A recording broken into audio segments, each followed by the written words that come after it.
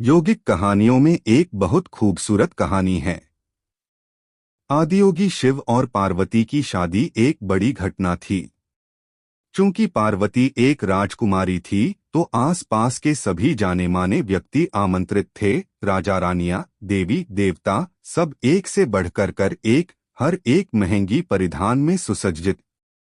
तब आता है दूल्हा, शिव जटाधारी, उलझे बालों के साथ, सिर से पैर तक राख में लिपटे हुए, ताजा मारे हाथी की खून टपकती चमड़ी की शाल लिए हुए और पूरी तरह नशे में चूर, बिल्कुल परमानंद में।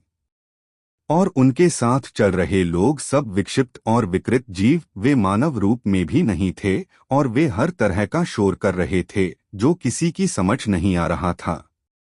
मीना, पार्वती की मां ने इस दूल्हे को देखा और वह बेहोश हो गई। पार्वती ने विनती करते हुए शिव से कहा, तुम जैसे भी हो मुझे फर्क नहीं पड़ता, मैं सिर्फ तुम्हें चाहती, हम तुम जैसे भी हो, पर सिर्फ मेरी माँ के लिए अपना थोड़ा सा मधुर रूप धारण कर लो।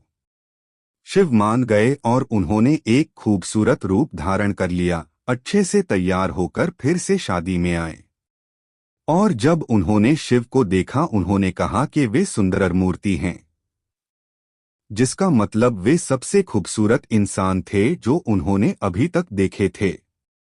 वे 9 फीट लंबे थे।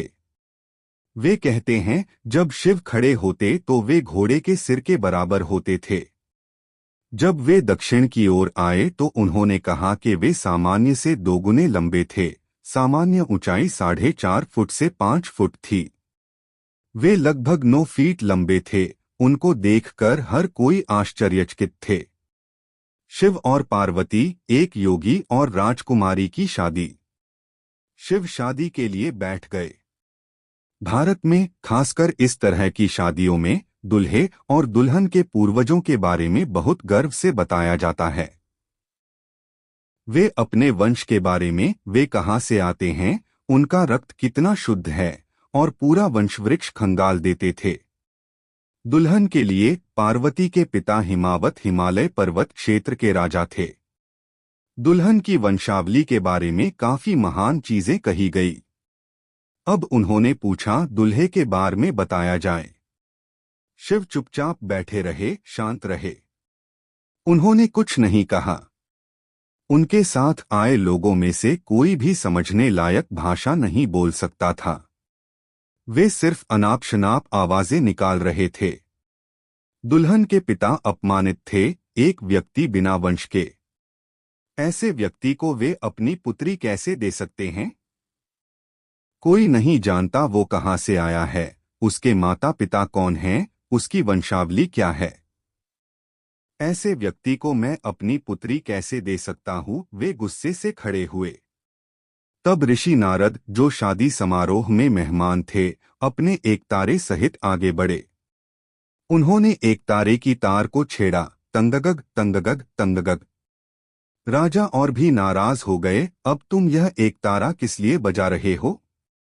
नारद ने कहा, यही इनका वंश है।